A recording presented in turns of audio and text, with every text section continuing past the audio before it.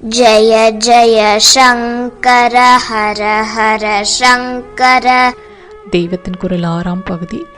5 முகம் கொண்ட சிம்ஹவாகனர்.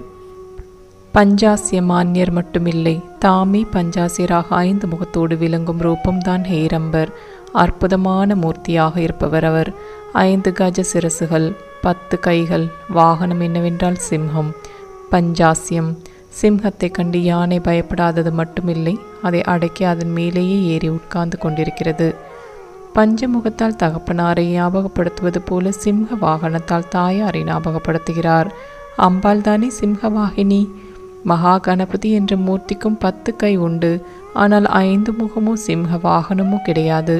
ஹேரம்பர் தான் அப்படி இருப்பவர்.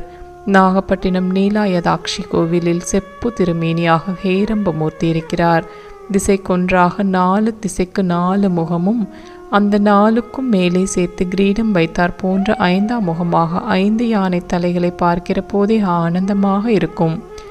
ஜெய ஜெய சங்கர ஹர ஹர சங்கர.